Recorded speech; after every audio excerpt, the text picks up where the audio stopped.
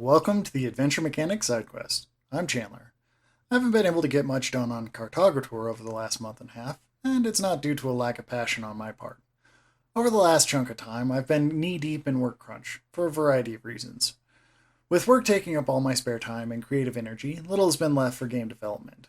Instead of just complaining about my latest foray into crunch and how unfair it is, I'm going to go over why crunch is bad, and not just from the perspective of the people going through it. I'm sure you've heard about crunch, but what do I mean when I say crunch? Well, crunch is an intensive effort over an extended period on a given product. That means you could be crunching on a product that you're only dedicating some time on per week. In most cases, though, it's typically associated with inordinate hours on something, often to the detriment of work-life balance. Crunch means you're working harder and longer on a project than you can comfortably accommodate. Now let's talk about the cost of the crunch. When you're crunching, you're not taking care of yourself as well as you do when you aren't crunching on a project. That dentist appointment? You don't have time for that. You're crunching. Need to work out? Tough. You're either working while you're working out, or you're just not going to have time for that workout. This push to get the project thing, or whatever, done requires you to set aside things in your life to get closer to that finish line.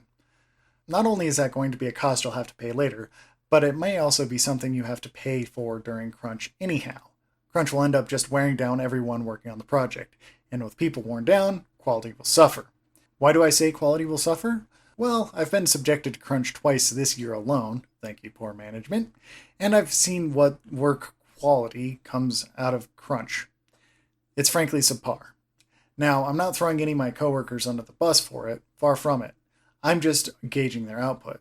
Sure, the first week is okay, but the longer the crunch drags on, the worse the code becomes when it eventually gets checked in. And I do mean eventually. On a normal, non-crunch day, my team can commit multiple times, no sweat. During a crunch, though, some days may end up being commit-free. To be fair, that may be because of things beyond their control, such as poorly defined tickets or tickets that are just ginormous. On the other hand, those also indicate that the project wasn't well defined before setting the team loose on it.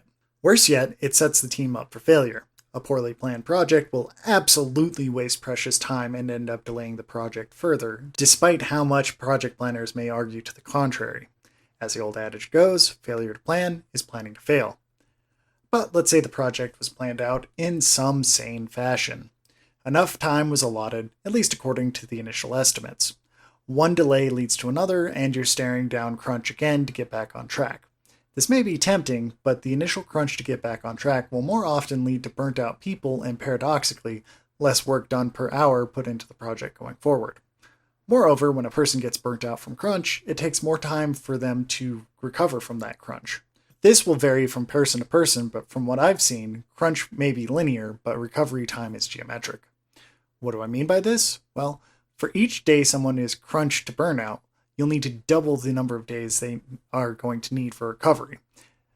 That doesn't mean they'll necessarily need to be completely off work, but they'll need a lighter workload to take care of themselves and have time to reset. If crunch happens too often, then the team will begin losing expertise and, even worse, members. That shouldn't be worth it, but I know some managers are willing to make that sacrifice to the team to get a project done. Thankfully for me, I haven't been in that situation. Losing team members to crunch, especially during crunch time, is a recipe for disaster. The crunch effectively becomes a dreaded death march. If you're not familiar with the term, I envy you. A death march is when most people, if not everyone, is crunching for months on end. The team may be smaller from attrition, but new people aren't brought on to replace the losses, since that would take even more talent away from the project itself to bring those people up to speed. So everyone just crunches a little bit more to make up for those losses incurred by crunching. Obviously, this isn't a good place to be.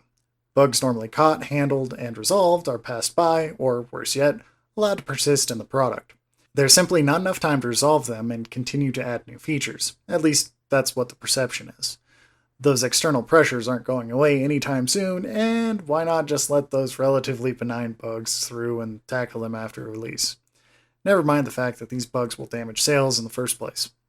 Needless to say, once a project is in this death march, it's only a matter of time before a collapse. The question is whether the project will finish first or the team breaks. So, what I've said so far could apply to any software project. What makes games and game design unique? Simply put, the culture.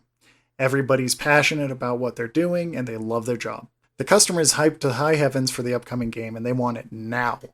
Management sees dollars slipping by the longer it takes to push out that new game, so they're pushing as hard as possible on the developers to get it done. They may claim that overtime isn't required, but if you're a contractor on a game and don't do overtime, you're likely not to have your contract renewed.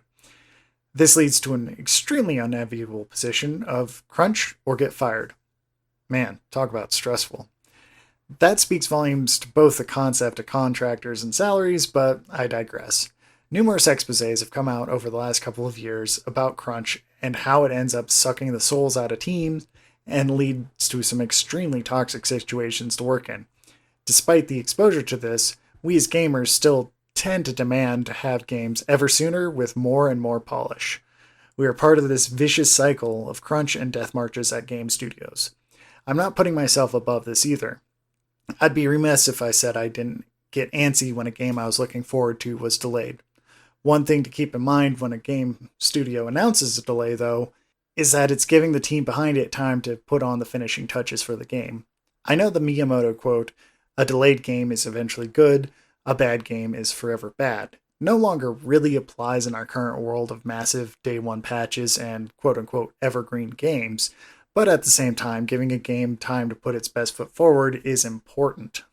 Obviously, I'm still a bit salty about having to go through crunch yet again this year. Hopefully, though, I've given you insight on what crunch is, why it's a problem, and why patience is going to make up for getting what you want a bit later. I'll be putting some additional videos in the show notes for those who want to look into this topic a little bit further. As always, if you have any questions, comments, or suggestions, reach out on Twitter. My handle is @JCSuron. This has been the Adventure Mechanic SideQuest, and I'm Chandler. I'll talk with you next time.